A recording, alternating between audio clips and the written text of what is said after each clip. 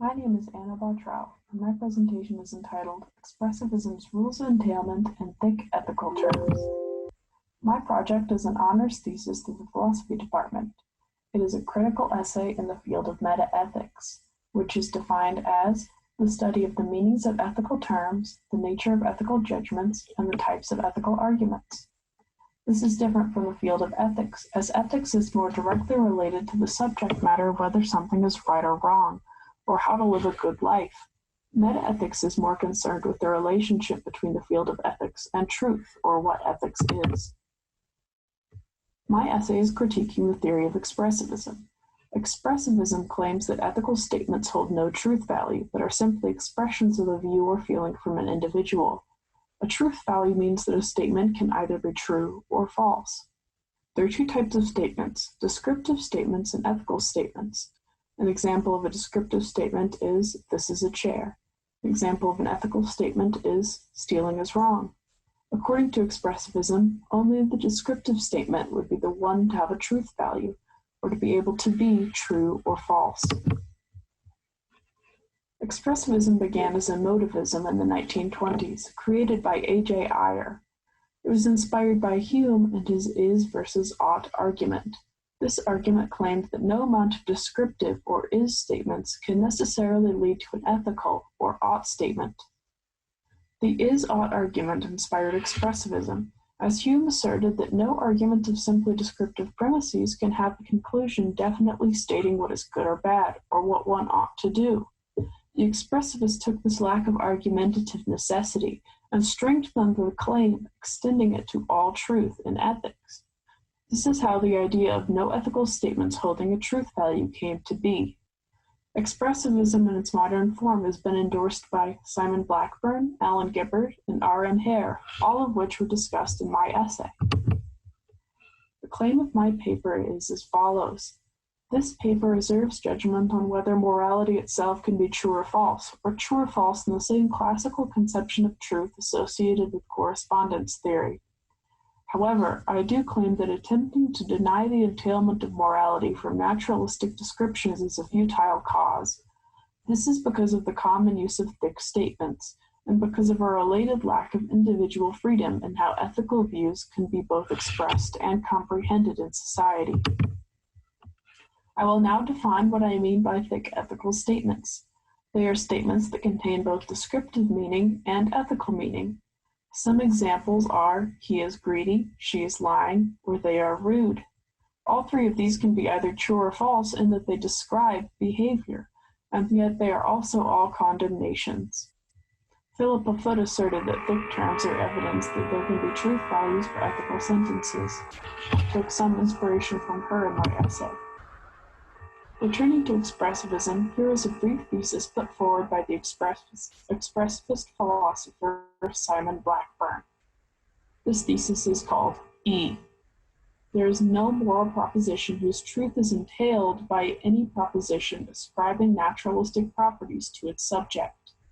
If a descriptive statement with a truth value is necessarily used in conjunction with an ethical statement, this means that the truth value of the descriptive statement is connected to the moral statement as well. This is a problem for expressivists, because it means that the use of the ethical statement has a truth value. Thick terms are relevant here, as there is both an ethical meaning and a descriptive meaning, both evoked at once. To counter this issue concerning thick statements, there are two approaches. The first is to say that one can avoid the ethical meaning of the term by simply using other words to evoke the descriptive meaning. This describes while avoiding the value of the thick term. The second approach is to say that a thick term can be used while only communicating the descriptive value, splitting the ethical and the descriptive. Here are two arguments against the first approach. There are many ethical terms, like safety, harm, pain, and health, that are used in environments that intend to communicate simple information, non-biased. These are used in hospitals, courtrooms, and in police reports. However, these terms also all have natural ethical connotations. It would be difficult to tell the average person that health is not a good thing, or that pain is not a bad thing. Secondly, in some settings, deliberately not using a thick term does not negate its meaning, but communicates the opposite ethical view. For example, calling slavery triangular trade is widely criticized as dismissive of the true and awful history of slavery, rather than a non-biased set of terms for the same actions. For the second method of splitting ethical terms, I argue that intending to delete the ethical meaning from a term and only evoke the descriptive meaning does not actually change the meaning of a sentence to reflect one's intentions. A sentence means what is effectively communicated by it, and a listener hears thick terms with the value tied in with the descriptive meaning. Humans do not have the freedom to determine the automatic reactions of a listener of a sentence, and therefore don't have the freedom to change the common meaning of a word by its private intention. To recap, the inability to split ethical meaning and the descriptive meaning of terms is problematic in that the ethical term is not supposed to be connected to a truth value. However, it is also problematic if you think about what the theory of expressivism is asserting at large. Expressivism says that ethical views are expressions from an individual. If the individual has no choice as to whether or not they assert a term in a setting, and they have no ability to assert the opposite ethical view, this individualistic element to the expression is gone. It may not be an expression, but it is more an expression of the rules of the language at large or the cultural norms in a particular setting than an individual response. What expressivism can successfully discuss is the results of ethical arguments. What it cannot discuss is the greater ethical experience. What expressivism does well is describe how ethical arguments about larger issues work. For example, expressivism works with ethical phrases like stealing is wrong or one must be kind to one's neighbors. However, expressivism does not accurately describe how thick terms work because it cannot describe ethical experience as it happens day to day, moment to moment. People have many brief ethical impressions of what they see and hear that color their experience, make them feel anger, guilt, admiration, or a sense of duty.